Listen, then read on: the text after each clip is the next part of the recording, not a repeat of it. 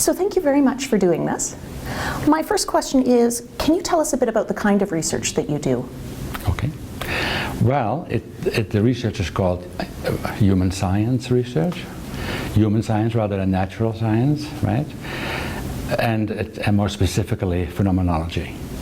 And so, and then there's also still the other angle that I tend to call my own work Phenomenology of Practice, because phenomenology is a broad term used in philosophy, and I don't want to be a philosopher per se, right? Because I want my work to be, and the students that I work with, to be helpful for practitioners, you know, for psychologists, educators, health science people, you know, people who are in practical fields. So phenomenology of practice in that sense. Can you tell us a bit about phenomenology of practice? Yeah, so, well, you know, on the one hand, it's a very kind of a simple type of an inquiry, because basically what it is, it's reflecting on experience, right? But then immediately it should be, because that sounds maybe too simple, reflecting on lived experience. And by that we mean it's reflecting in a special way, reflecting, phenomenological reflection, and already that implies certain methodological dimensions. Phenomenological reflection on experience as we live through it in the moment, from day to day, right now, talking with you, right? I'm in this moment talking, but as I'm talking with you, and I'm in the moment being interviewed, and there's this camera there and all that kind of stuff, which makes it sort of a bit special, right? I'm not thinking of that moment. In fact, I'm not even thinking of any moment at all. And yet, I'm in the moment. And in this moment, reflecting. And now I can ask, or afterwards, or even right now, I could say, okay, so what is this moment then? Talking with you, you know, nicely, and on being in the, you know, on camera. And as soon as I do that, what happens? The moment is gone. Right? As soon as I do it, I can do it right now, or I can do it in the afternoon, or maybe in a week from now and say, what was that like? As soon as I ask that question, the moment already is gone anyway. Right? So that's the problem with all qualitative inquiry that claims to somehow study experiences, human experiences.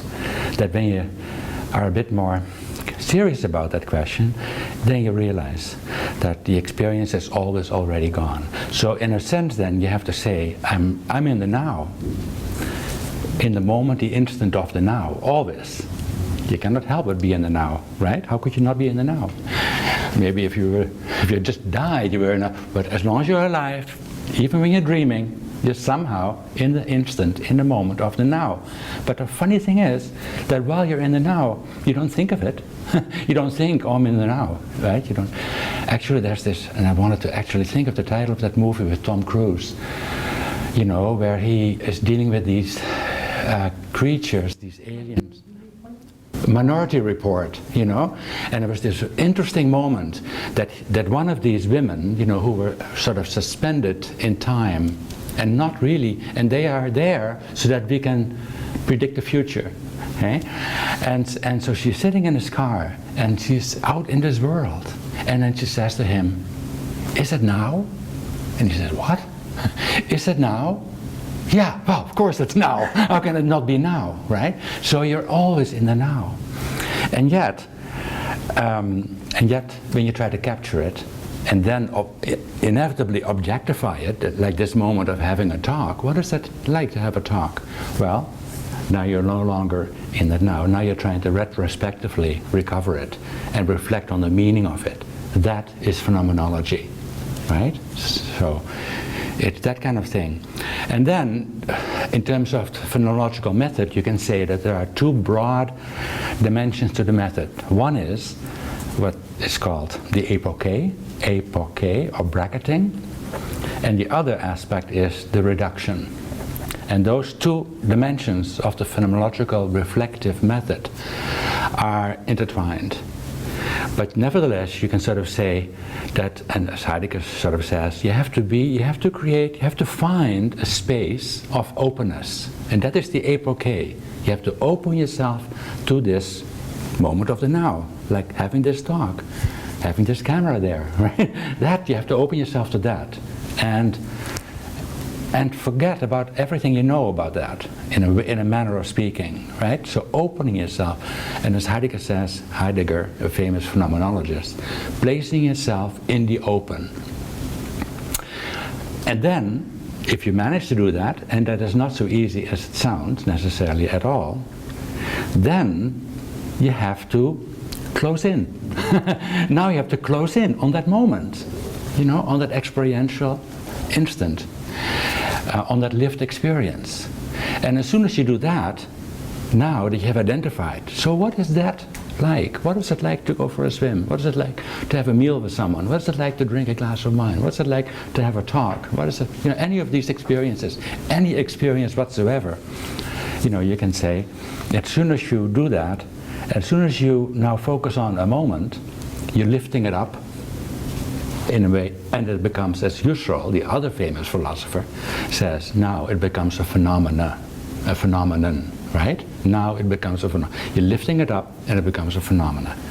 And now you can actually seriously, you know, do this phenomenological inquiry or reflecting. And now all other dimensions of, you know, the method may come into play. There's much more to it.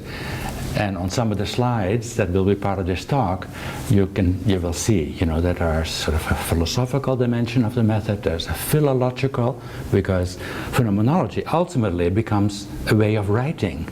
You know, it becomes a way of expressing how we experience our lives from moment to moment, right? But then the interesting aspect is also, and I should mention this because it's sort of like a bit of a contradiction, and that is that, you know, and this has people who know a bit about phenomenology, they often sort of then say, yeah, well, you know, it's trying to understand the present, but how can you ever understand the present? Hey? It's sort of this controversy about presence that phenomenology has to deal with. But you know, it's not really a controversy at all, because in some sense the moment of the now, yes, it's the present moment of the now, but as I've already just now said, when you try to capture it, it's already absent.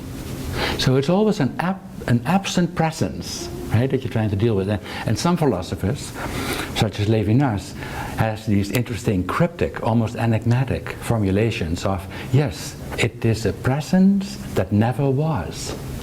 What? How can you say that? A presence that never was? That sounds really ridiculous. Well, in the sense that when you were in the present, you were not thinking of it, like the fish in the water. You know, you're just living, you know, you may be thinking or not thinking, or whistling, talking with people, right? But in that moment, that presence is in some sense not there. And when you try to recollect it, when you try to bring it back, even if it's just a second ago, or an hour ago, or a day, or a year ago, right? Then what you find out is that human existence is incredibly complex and has depth that is, you know, really quite unfathomable. And that even a simple thing like having a talk with someone, it is amazing how much meaning there is, how much depth of meaning there is in that little moment, seemingly, right? And of course, you know, I don't want to suggest that we live from moment to moment to moment. It isn't like that, because when we live, there is no moment, we just live, right? But only by going back and saying, okay, what was that, you know, that moment at 10:15, what was that like, right? And then you have to distinguish moments. And that's why we can do this kind of talk about moments, right? Now you mentioned Levinas and Heidegger and Husserl. Mm-hmm. Can you speak a bit to the philosophical framework that underpins phenomenology? Yeah. And this is interesting, because that is indeed the important observation, you know, that it is philosophy that is the framework for phenomenology. You know, philosophy is the source. And I think really, in some sense, phenomenology is the only qualitative research approach by which we have to say it is philosophy that is the foundation, the source, you know, of it all, right? And Jean-Luc Marion, he says, I think something like, now philosophy has become phenomenology. All philosophy now has become phenomenology. And that means it is the study of that what gives, what appears to us You know, like now, in this moment, what appears in consciousnness, what we become aware of. So Jean-Luc Marion says, all philosophy now has become phenomenology. It studies what gives itself, what shows itself, what we become aware of in our living from moment to moment. Right? So in that sense, and then you can sort of course, you know, when you look historically, you can go to the people who antedated, you know, phenomenology, this way of thinking, because in some sense, the way I see it is that Husserl and Heidegger, those were the two famous. Husserl first, he's seen to be the grandfather of phenomenology. Heidegger was his immediate student who changed it radically, fundamentally. But both, in fact, many people think that's phenomenology. Husserl and Heidegger. Maybe more Husserl than Heidegger, right? Because Heidegger sort of messed it up, is what some people think. But you know, you have to see that Husserl himself came to it through historical traces, right? So Nietzsche, Hegel, you know, those other philosophers that already predate, you know, were working on ways of thinking about meaning that eventually Husserl could do what he did, you know. And basically you can say that phenomenology is the study of meaning, you know. Phenomenological meaning, in other words, pre-reflective meaning, meaning as we live it, you know. Or maybe better to say phenomenology, because that's what it inevitably becomes. Even when you try to understand a particular phenomena, like going for a swim or whatever, or a bike ride or whatever, you know, you can investigate the whatness of that experience, but then it always becomes a question of the meaning of that meaning, right? And the sources, like in what way does that meaning arise? How can we push back that meaning to come as close as possible to the point where the meaning originates in our existence, in our life, right? Probably pre-reflectively, you know, not consciously, but in our lives, just as we live it, as we act, as we do things. So how does that meaning originate? And that's why many philosophers use this phrase, the originary. Originary. That is an important phrase, because I think, you know, since Husserl and Heidegger, there are at least another maybe 30, 40, 50 very famous, fascinating philosophers who you would want to call phenomenologists, you know, because they all share something. What do they share? They're fascinated by meaning, and they push it. They push it towards the originary, you know, towards the inceptuality, you know, the incepts where meaning becomes meaning, you know. And of course then philosophers have developed different ways of thinking about that, how meaning becomes meaning. And that what I find so incredibly fascinating. It's almost like fairy tales, you know, but not just fairy tales, right? In some sense fairy tales, because ultimately, what is it? Okay? These are ways, but what they try to do, what these different philosophers like Serre and Nancy and Levinas and all these philosophers, phenomenologists, what they try to do is, they will say, it's this, you know, this is where you have to push, this is what meaning is, this is how meaning comes into existence for us. And this is, and you know, so what I find fascinating is that really, if you study a certain thing, like difficulty in mathematics, right, or being emotionally upset about something, or a child who loses a mother or a father, or abandonment, or you know, any of these notions, any of these experiential dimensions of life, you can say, well, go to that phenomenologist, that one, the way that one pushes meaning and tries to understand it, you know, you will get insights by reading that phenomenologist. So it's not just Husserl and Heidegger, you know, they are great for understanding the basics and also the complications. but then there's all these fascinating, you know, you might say, orientations, right? Some talk about schools or traditions or orientations of phenomenology, right? And then you have Levinas, of course, for example, who, you know, is the phenomenology of ethics, right? And raises the question of the good and of the other, and how we can understand something that lies beyond the self, you know, in the mystery of the other, really, for Levinas. Yeah, and then there are other people, other phenomenologists who then use or study Levinas, who themselves become famous because they also bring something original to it, right? And that makes a person a famous phenomenologist. Who say, well, Levinas's notion of the face of the other, of the mystery of the other, can also be applied to a lake that's polluted, a tree that's cut down, an animal that's suffering, So in other words, all those living beings have a face, in a way, and we can actually see it, and we can ourselves suffer by seeing the misery that we create in the world, right? So in other words, you can you can focus in on a phenomenologist who is helpful for your work, and then you will see that surrounding the work of Levinas are other phenomenologists. Some of them also have become famous because they also contributed in a very original manner to developing further ways of understanding, the methods, right, of phenomenology, right? And I should say something else, because just now I mentioned the epoché and the reduction, because that, broadly speaking, is the fundamental method of phenomenology, and still is. Even though some phenomenologists would want to deny, nevertheless, others would say, yeah, but they're still doing it, but in a very different way, right? So can you speak a bit to how phenomenology developed as a research method? As a research method, okay. So, well, it has always been a research method, right? Husserl already called it a method. And the method is the epoché and the reduction, and Husserl's famous student, Eugen Fink, right, said, yes, the basic method of phenomenology is the reduction. And then he talks about the reduction proper, right? And the reduction proper is sort of a shorthand for implying that there are other dimensions of the reduction, the eidetic reduction, where you try to find the essence of something.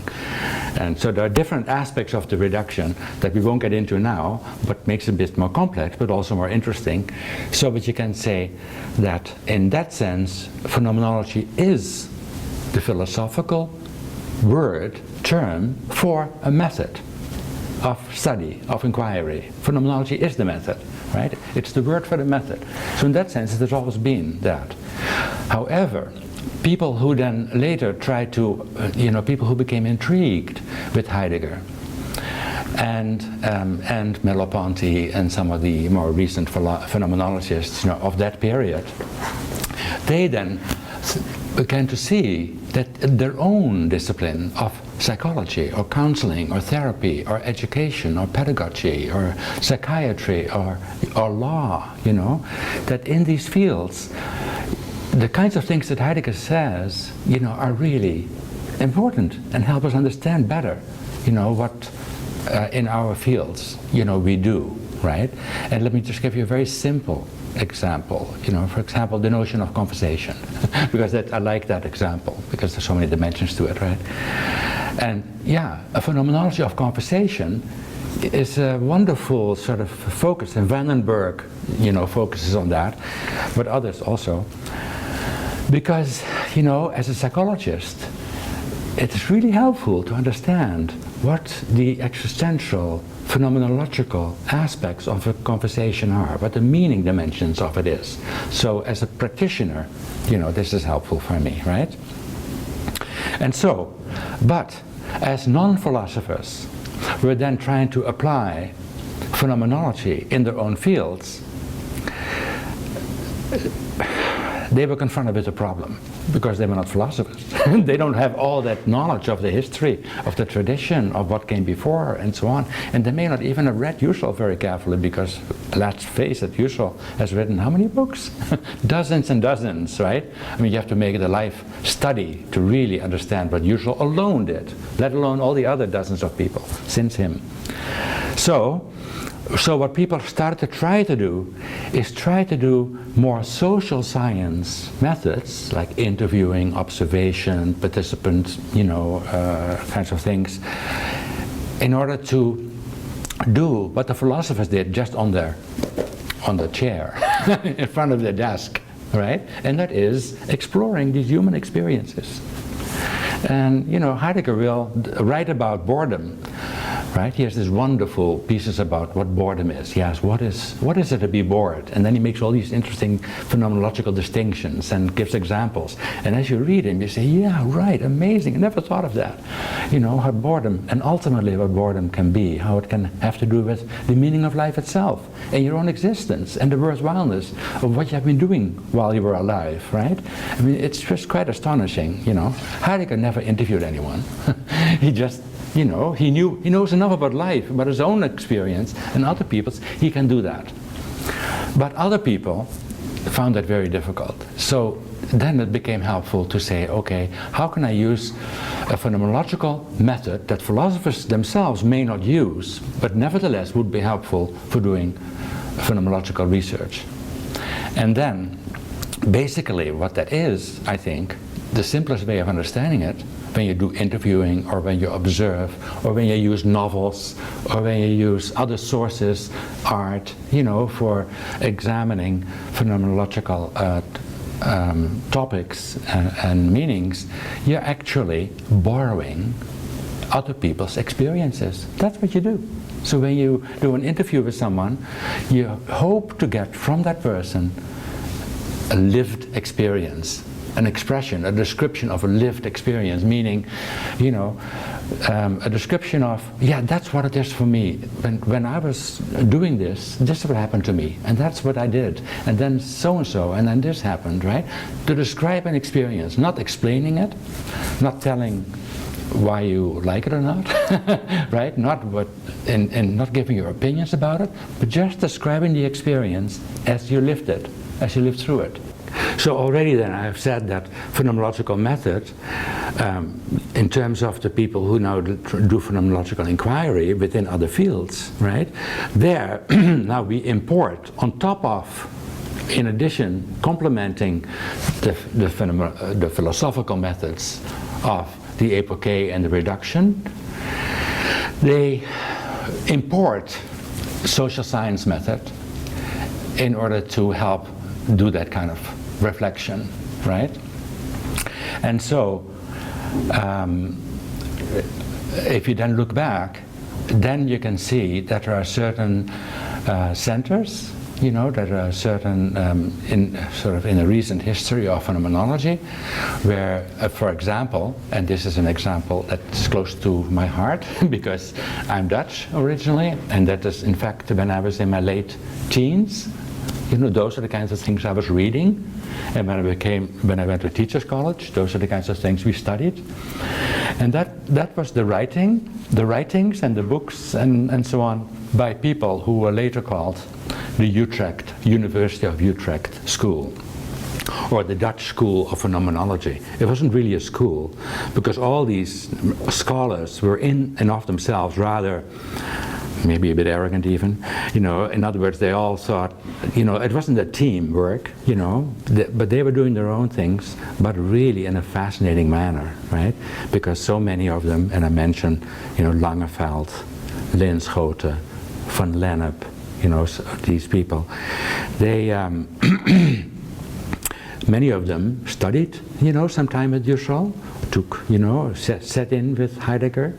Some of them had correspondence, like Buitendijk had correspondence with Merleau-Ponty and other famous, you know, phenomenologists of their times, right? So Buitendijk, for example, is a medical doctor, and also was interested in, he was hired as a psychologist, but he never studied psychology, but he is so brilliant, and also really brilliant as a philosopher. He became a philosopher, but he really was a medical doctor.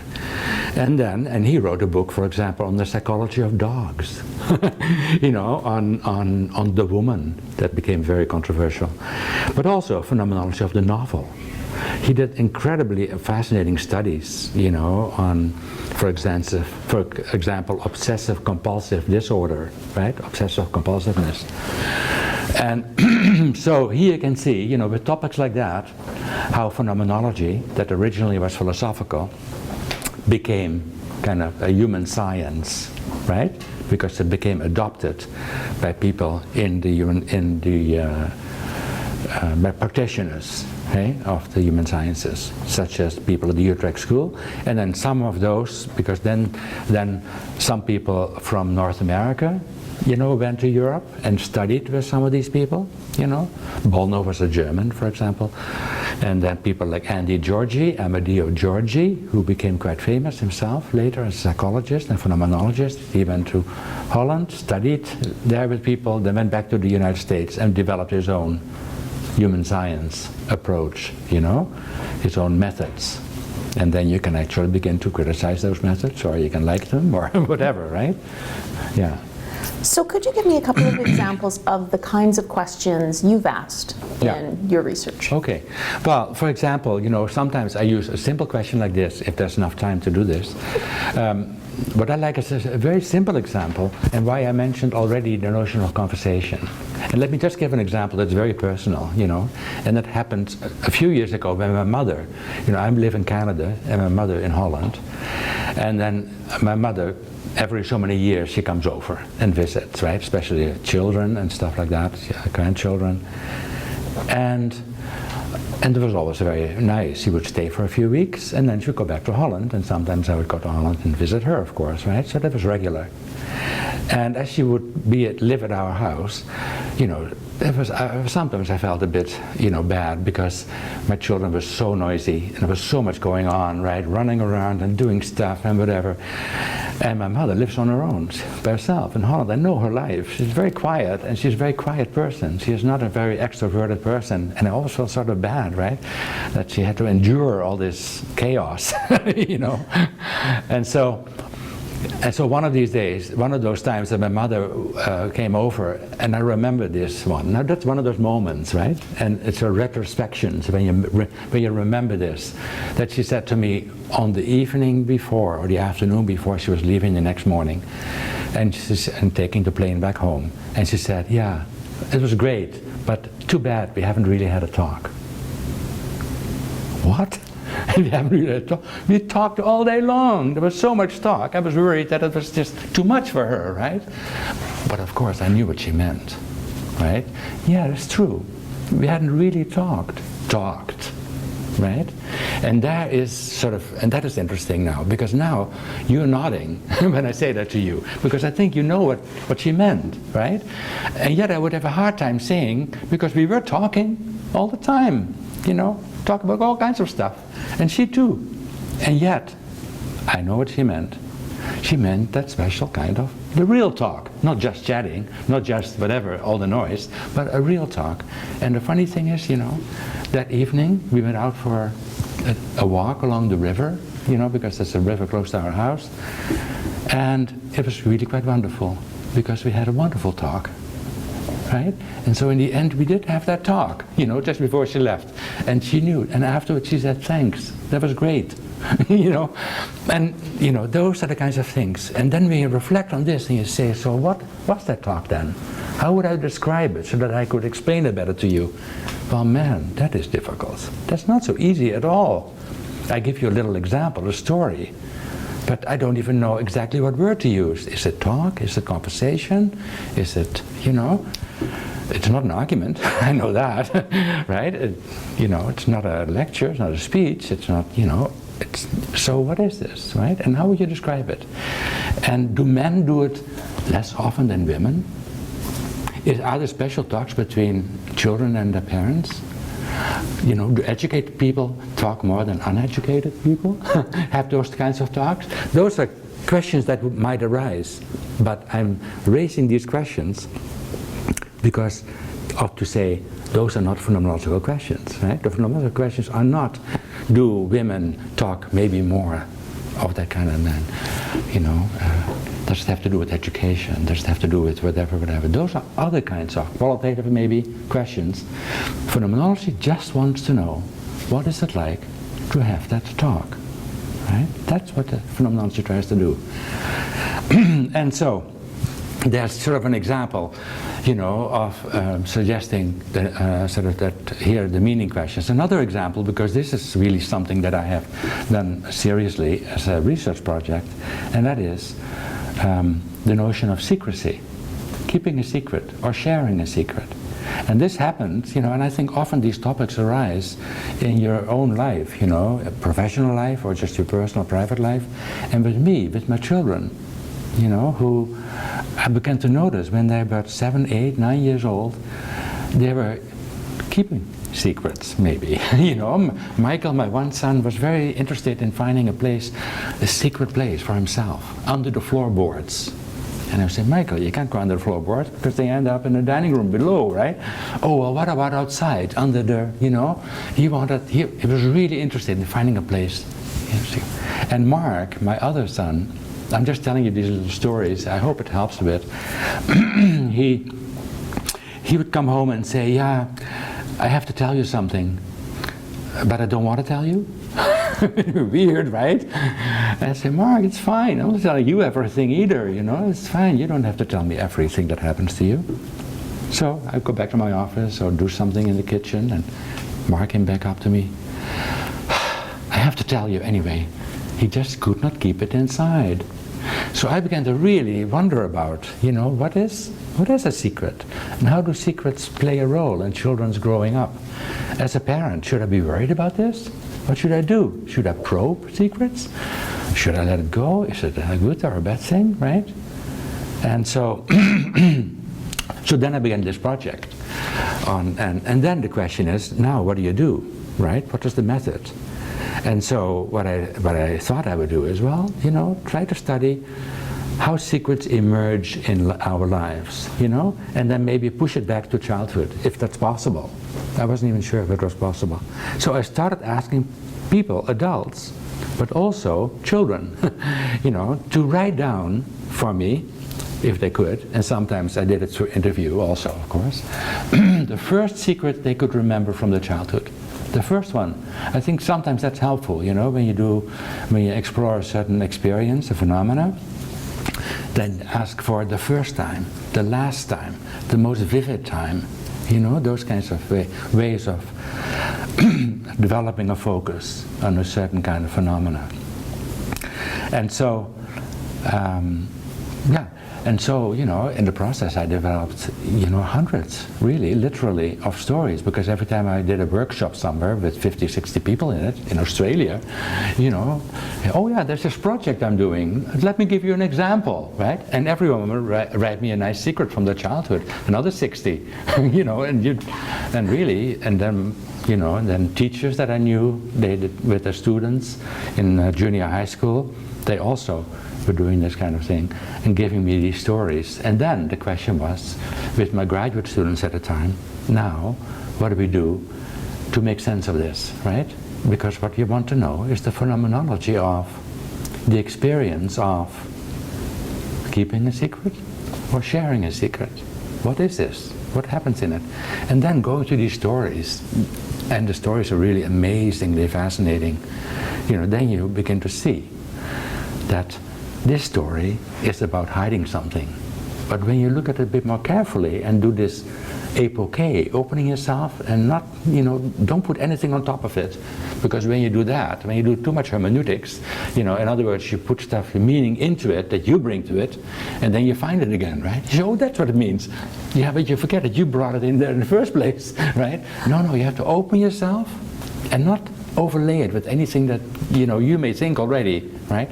And then you will see interesting things that happen. You will see how in these stories, for some people, they begin to live in two worlds, an inner world and an outer world, for example, right? Or, well, when you hide something, even when you hide a thing that you want to hide from someone else, like something that your parents shouldn't see, when you hide something, you're really hiding yourself, right? Fascinating things, you know. Or when you share a secret with someone, that you develop intimacy. And when you see people who tell each other a secret in a coffee shop, they're sitting like, do you know that? You know, you do this, right? And or not sharing a secret, how that can create between people who sense there is something you're not saying, how that can create distance, you know, and transparency is broken, and that's why some parents who begin to realize that their children have secrets, they don't like it. And they say, oh, I don't like that, that's not good, right? Or when my husband or my wife has a secret, that's not good, I don't want that. Not realizing that we all must have secrets, right? And not only that, but that we are secrets to each other, okay?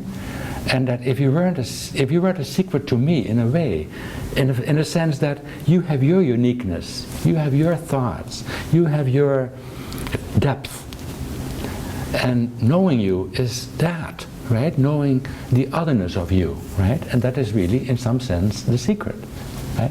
Every novel is really about secrecy. It's about the innerness of the other, of the characters in the novel, right? And so that too, you know, the whole in the stories, what you begin to see is that there is an awareness or a development of inwardness, right? And persona. And the children, in these stories, because they begin to discover that they are different from the father and from the mother, that they have different thoughts than the father and the mother. They may like different things, and in the process they're developing, you know, a sense of self-identity. You know, and they know they're different, you know, from parents may not like that, but that's how life is, right? And maybe, therefore, what you want to say after you have studied secrets, I think for myself, I came to the realization that with my own kids, I should not probe those secrets. You know, I should be happy that they are struggling with this, you know, and that actually what all children have to learn is to negotiate secrets. That when you develop friendships, when you talk to your neighbor or with people at work, right, that what often it is, you know, now I'm using the word secrets in a wide sense, you know, but what kind of things you want to say and what kind of things you don't want to say in certain kinds of relationships or in the company of certain kind of people. You don't want to say everything. People who cannot keep a secret, well, what do you call them? Gossips, you know, people who are just, well, you have a sense they haven't really grown up, right? They're still little kids who flap out everything, right, about everyone. Do you know that so-and-so? They tell you everything that lies on the lips, literally, right? And so, you know, so you can say that learning the phenomenology of secrecy is also learning what children have to learn, you know, in developing relationships, you know, and that is a certain kind of maturity, isn't it? You know, so there is so much. I've just lifted the veil. There's so much to this notion of phenomenology of secrecy. It became quite a big project, you know, and there's a book has come out, and there's some slides, you know, that you can have a look at. And there's also a website where you can actually download the book and see, you know, how some of these phenomenological dimensions of that secrecy project, you know, have been developed in chapters, and how we used, because I did eventually with a colleague who was interested in lying, children lying, and of course lying is very close to secrecy, and the phenomenological question is, how is lying different from secrecy, right? And so eventually we ended up writing a book together on secrecy, and lying became a dimension of it as well. And also what we then became interested in phenomenology, we became interested in novels, right? Because novels, you can say, always in some sense deal with inner lives of people, and therefore with the secrecy of life, right? And so we read novels and looked at how secrecy is embedded in these texts, you know, and social science texts, and also history. The history of confession in the Catholic Church, you know, all that, these are wonderful aspects. And so I think what we try to do in that book is explore, you know, the role of secrecy in life, the experience of secrecy, and the experience of the emergence of secrecy. And yeah. Now, this is an excellent example to work with, because you mentioned the stories that you collected from interviews, from having people write them down in workshops, novels, and also looking at the history. So what is unique to the kind of data that a phenomenological project like the Secrecy Project would collect compared to, say, another method? Good, thanks. Yeah, that is a great question because, and I already said it really, but I have to re-say, I have to say that again, that when you do phenomenological research and you do interviews or you ask people to write things for you, the nature of the data is that they are lived experience descriptions that's just a word, right? And we can talk about it differently. We can say stories, we can say anecdotes, we can say vignettes, we can say, but basically phenomenology has to work with that, with experiential descriptions. Without it, you cannot do phenomenology. And the challenge is to get those from people. And then you find out, and this happens every year when you teach the course, when you teach the phenomenology course, as you know, every year students will, go out and do their project, their own topic, phenomenological topic, and do interviews or ask people to write for them or go and read things and read novels. And then you find that what they come back with are not experiential descriptions, but people's opinions, people's interpretations, people's views of, let's say, secrecy, right? Or any topic, And it is much easier to get from people their opinions about something than an experiential description. It is really a challenge. It's amazing because everyone goes out and says, oh sure, yeah, that's great, I'm going to do this wonderful stuff. And they come back and you see, these are not experiential, these are opinions, these are views, these are interpretations, right? Because, and in some sense, the brighter the people you interview, the brighter, I mean, the more psychologically maybe studied they have and so on, the more difficult, right? Because they want to tell you what they think of it, okay? And so it's really difficult. But what you want to do as an interviewer is to push for the moment. And you always then have to, and this becomes really a bit of a trick. You have to say, well, can you remember a moment when? A particular time. Like what, on this Wednesday, when this happened. What do you, in the afternoon? Well, what happened then? Right? And then become very specific. And then when people say, well, and then I would do this. Well, already they're generalizing. When you say, I would do, right? And so what you then have to do is to say, well, can you give an example? And try to have people give you an example of the experience. So the nature of the data is experiential descriptions. And then the data analysis is interpreting the experiential descriptions, right? Interpreting not hermeneutically, in other words, not overlaying it with meanings that you have, right? Because you may be interested, as a feminist, let's say, see how often females are, whatever, in stories are ignored or whatever, right? That's not a phenomenological way of seeing. Phenomenologically, you have to free yourself from your political, your whatever,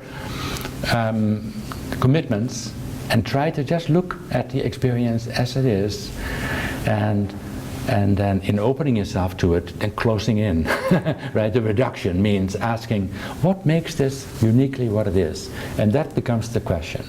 You constantly, when you look at a story, when you look at an interview, at an experience, when you read a book, where you say, yeah, right, in this novel, this is what's going on. You have to ask yourself, what makes this unique? What makes this phenomenon what it is? What makes a secret a secret? You constantly have to ask that. What makes this uniquely what it is? What is the, you might say, what is the identity of this phenomena, right? What makes it? And so that's the question. That is, in a way, in a simplistic kind of way, that is the analysis. That's what you want to do. But as you do the analysis, just as I began with this little example of my mother who said, well, we haven't really had a talk, right? Then you will see that when you try to now describe the phenomenology of a talk, of that kind of talk, a meaningful talk, right? That as soon as you start to write it, man, I don't get to it. I don't, I have to use a story maybe. I have to not just explain it, I have to also evoke it. And that vocative dimension you will see in the works of great phenomenologists like Marion, Nancy, Sarah, and so on. You see in their writing there's this strong sense of evoking, not just arguing, right? And that becomes difficult because now you may, in fact, you may have to use some of your interview material or some of the descriptions that people have given you. You may want to use these, maybe edit them somewhat, maybe you know, in your own text, in your phenomenological study, in order to show what this phenomena is. Because you cannot straightforwardly argue it. You cannot use straightforward propositional discourse. You have to, in some sense, there has to be, sometimes you could say, and this is philosophers who are interested in the grammar of it, they will study the poetic in Heidegger, right? Because poetry does that, of course, right? The poetic word. What is poetic? So what is expressive? What is vocative, evocative, invocative, revocative? What is, you know, what are these vocative dimensions, you know, of this moment? And how can I use language and use art and use maybe a painting or use a poem in order to make this understandable, right? In order to maybe help people experience something that in a funny kind of way cannot be understood. You know, cannot be understood cognitively in a straightforward manner. And yet, in experiencing, I understand it. But I don't understand it necessarily cognitively. I cannot summarize it. I cannot, you know, give it back as a theory. But I get it, you know. And so that is what makes, for me, that makes phenomenology a wonderful, you know, research activity, inquiry, that, you know, in some sense, whatever phenomena, whatever topic, whatever experience that you're trying to study, ultimately, it's unfathomable. You can say, oh, well, if that's how it is, forget it. Right? No, that makes it so fascinating, that makes it so interesting. And that makes it that when people read your study, that they say, yeah, that's amazing, wow, that's, I knew it, but I could never have said it. And in fact, I don't think I knew it. And yet, when I read it, I recognize it as if I knew it, right? And so people can study the same topic, and this happens, you know. In my book I give an example by a psychologist who studies falling asleep, and another philosopher, Nancy, also has a book on falling asleep. Very different ways of examining what is it like to fall asleep, because when you fall asleep, well, when you try to catch that moment, that instant of falling asleep, it's always too late. You wake up, right? So you wake up and you think to yourself, darn, I lost it again. I thought I was just about there. And then you wake up again and you realize that you haven't got it. So that is a fascinating topic. So here's Linschoten. He does a wonderful, long article about what is it like to fall asleep. And not being able to fall asleep too, right? And then there's Nancy, that's the same topic. In a way that you say, wow, too bad that Linschoten is already dead. Has been dead for a long, you know, because his article was written more than 50 years ago, and Nancy's is just a couple of years old. Because I wonder what they would have said to each other. Because it's so different, and at the same time, so insightful, you know, and that's really kind of wonderful. Right? And that's really what you aim for. Phenomenology aims for insights through which you become more thoughtful, you know? And the thoughtfulness helps you to be more tactful in your life with your patients, or with the children you teach, or with the clients as a psychologist, right? So I really think that those are sort of appropriate words, that the epistemology and the ontology. Epistemology, because you ask, what kind of knowledge, what can I do with it? Well, Heidegger says you can't really do anything with it. You have to ask, what does it do with you? And that's the ontological dimension, right? Because if you really understand something, it becomes part of you. And now, as a psychologist, as a teacher, as an educator, as a parent, you know, now you can act in a way that you could not before, because now you have a thoughtfulness, right, that in your actions become tact, right? It becomes tactful acting. And so I think that is the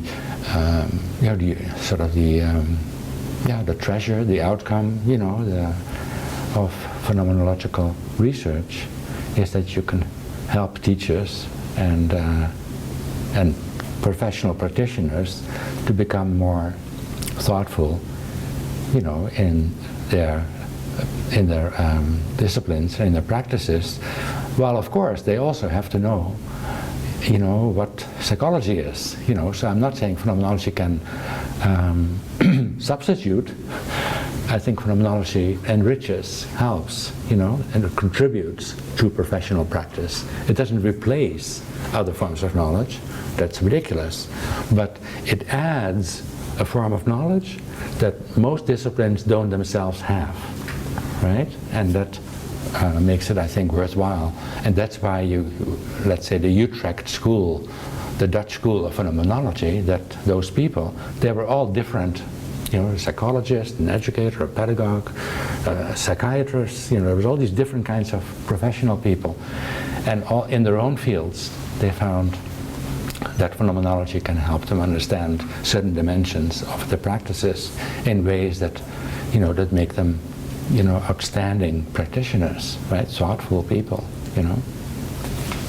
Now, for a student who is new to this kind of research, because it seems very, very complex, what would you recommend they read or do to understand it further?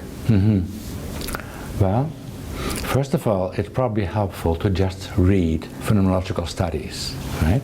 And in terms of the University of Alberta here, we do have websites, and Phenomenology Online. And on that website, there's in the resources section, there are many student papers from a course, a doctoral research course at SEC 611 that Professor Kathy Adams teaches. And in that course, on that website, there's many course papers that are really phenomenological research papers, right? And so then there is also a book that I myself have put together a number of those papers by students, So I think it's helpful to read that. It's helpful to read dissertations, and there are a number of them. And then, of course, when you do that and you say, yeah, wow, that is quite interesting, and I would like to do that. Well, now you have to go further. As now you have to read other types of material as well. So now you have to read some stuff about the methodology and what phenomenology is. And of course, here I'm going to recommend my own books, right? Because that's my own sort of way of looking at things. So, Research in Lived Experience and Phenomenology of Practice, that book, they're meant to help people, doing this kind of research. But then also, of course, you want to read exemplary material by Heidegger and by the other dozens, not by all of them, but some of the other many phenomenological authors. For example, about falling asleep, right? If you're interested in a topic like that, well, then there are these authors who can help cultivate your insights, right? And we can call them insight cultivators, And so I would then suggest that you also begin to read these texts. Then that's not enough, right? Because that, I see people, and I get often emails from people at different universities who try to do that, and then still, man, they're lost. And that's a bit tragic, because what they don't have and what they miss is coursework. You need to be part of a seminar, like the course we offer here. And you need to also have a supervisory committee and a chairperson who understands this work, at least understands it, and is encouraging and doesn't ask questions and push you, in directions that are not only not helpful, but actually help you not doing it properly, right? Because they want you to have a sample of a certain size, and they want you to, all these empirical type of questions that really don't fit the epistemology of phenomenology. So it's very important to have that as well, And then, students then who read, first of all, practical articles, some dissertations, just to see what it looks like, then begin to, maybe begin to read some of those books that are available, then say, okay, I better get into a course. Then take a course or a seminar and workshops that are offered, if, that's helpful too, people who give workshops. And then, of course, steps further, if you want to still stick with it, and a proposal, right? And then you have your committee, and your chair, and your supervisor, and hopefully you have to pick someone who can help you, Otherwise, forget it. Really, you're getting into difficulty. And many times I write people from, I get emails from all over, really, many different countries. And I say, and they tell me how frustrating, because the committee members are asking to do this, to do that, to do that. And I say, well, if you can't find, then forget it. Do something else, right? Because you're really going to be very disappointed. It's going to be too difficult to do it all on your own. It's not wise, to try to do it all on your own. So, yeah. Can you think of an exemplar of a phenomenological study? An exemplar? Yeah. Whether a dissertation or an article or a book or... Oh, yeah. Yeah. So, for example, well, I already mentioned Dr. Cassie Adams, right, who did a wonderful dissertation on the phenomenology of technology. And I should also mention, that when you do phenomenological studies, phenomenology is not a discipline like psychology, sociology, biology. Those disciplines, when you look at the words biology, the bio means life, logy means logic, means inquiry, right? So it's the study of life. Sociology, the study of the social, right? Psychology, the study of the psyche. Phenomenology is not that kind of word. You cannot say phenomenology, yeah, it's a study of phenomena, but it's not in that sense a discipline, right? Phenomenology is a method that you can use within any of the other disciplines. You can use that. So it is and Heidegger explains that really well somewhere, that phenomenology cannot be compared to all the other ologies, disciplines. And so when you look at Dr. Adams's work on the phenomenology of technology, then you can see that it has another dimension as well, and it is the pedagogy, because she comes at technology from a pedagogical view. You can also come at it, let's say, from the point of view of developing programs, like you're a programmer, or you want to develop games, or whatever, right? But so, in other words, you have a phenomenological, pedagogical approach too.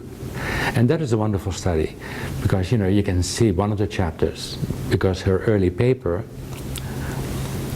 was about PowerPoint, right? And then the interesting question, how do students experience PowerPoint? It's a wonderful question, really, that many people never thought about, because they just used it. It seems to be such a good didactic, a teacher device, instructional device, not realizing that when you use PowerPoint, all kinds of things happen. Students no longer look at you, they look at the screen, right? Things happen to knowledge. You have to now cut knowledge up in bits, in points.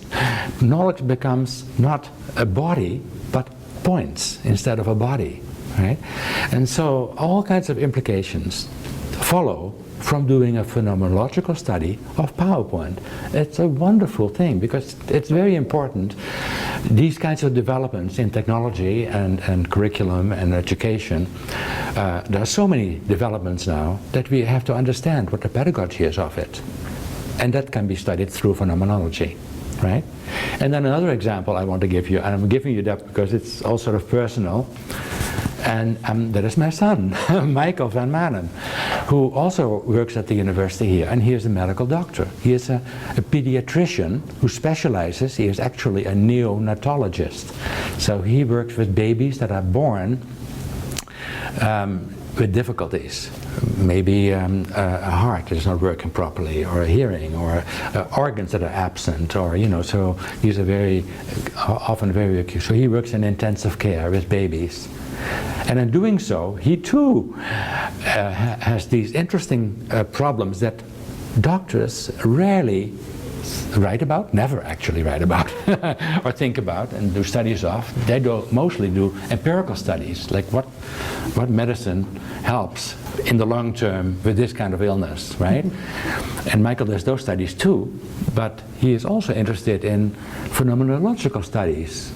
For example, one of his papers was about the monitor in an intensive care unit, because all these babies, you see a baby lying in this little crib, what is the word, and wired up, right? All these wires coming out of his nose, the skin, you know, wired up to monitors that go beep, beep, beep, click, click, click, whatever. And there's this little baby, right, lying naked in this little plastic thing. And Michael then discovers, you know, is interested, because what happens is that these doctors, and also the mothers, and also the nurses, as they walk into the intensive care units, and you know, every baby has one or two, but never more, never less than one or two nurses. You know, it's so serious. You know, they need a very intensive care, but they're all looking at the monitors. No one is looking at the baby. What are the implications of that? Right? And so here's this wonderful paper on this. You know, here's the mother coming in every day because she's so concerned that her baby gets breastfed, if possible. Sometimes it's not possible, or at least held, right? Because it's so important for this newly born to be held. And even the mother, Michael notices, who sits there with the baby, she's anxiously looking at the monitor because when she does this with the baby, oh, the monitor goes beep, beep, beep. Well, you know, is things still okay, right? And instead of looking at the baby, she's looking there, right? And so Michael explores that. You know, that's just one of the topics. He also has a phenomenological dissertation on a number of these topics. Another topic has to do with decision making, you know, like how do parents make decisions about whether to have a certain intervention, surgical intervention with this little baby, or maybe do something else, or maybe not have an intervention and the baby may die, right? I mean, how do you make those decisions, you know? So the ethics of it is also really important. The doctors rarely, they talk about, they think about, but they never write about it, never study it systematically, phenomenologically, right? So those are sort of examples. Do you have any final thoughts on phenomenology? Well, the final thought maybe is that there is no final thought. You know, it's really an infinite kind of an inquiry, and what I'm actually kind of surprised about, because so here, you know, when I left Holland to come to Canada, I was 25 years old, and I had done some colleges in Holland, right? And I have already studied some phenomenology and other type of authors, existential kind of things. So I brought it with me to Canada in a way, and when I came to Canada and began to take courses here at the university, I did a master's and then a doctorate. Increasingly, already during my master's, but certainly during my doctorate, became a bit of a crisis, because, you know, all that stuff that they were doing here, all this external, more behavioristic system approaches, you know, it was alienating to me. And I had to find a way that I found so meaningful back home in Holland, where we look at things phenomenologically, how children experience things, right? Because from that, so much can follow, right? And so, increasingly in my classes, you know, with professors, I would then bring it in, but professors, pedagogy? You know, even the word pedagogy, they thought, like, is he asking about child abuse, pedophilia, or what is that word? Because the word pedagogy was not used. It was that many years ago that I came to Canada in the late 60s, 70s, right? It was just not in the literature. And phenomenology just so. The word, only some philosophers knew the word, but even in North America there wasn't much phenomenology done, right? So, all I'm sort of saying is that it started there for me, and when I got my first MA dissertation, you know, I tried to use it, but it was, you know, I'm not very proud of it. And then my first job at the University of Toronto was a graduate school, OISE. You know, I then began to try to systematically develop coursework, because that's what I wanted to do. What I'm now surprised about, your question, is that I'm still doing it. Right? So many people do something in a doctoral work, and 10 years later they say, oh yeah, I used to do that, right? Or 20 years later at least. Well, I've done this all my life. I'm still fascinated.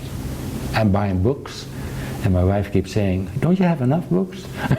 You know, but yeah, this is a new one by Nancy, and it's so interesting, right? And so here, yeah, so I have no final word, really, because it is just as you know, as Marion, the philosopher Jean-Luc Marion says, all philosophy is now phenomenology, really, right? It all inquires into meaning, how things give themselves in our lives, right? And hell, what is more interesting than that? So, you know. Thank you. Yeah, thanks.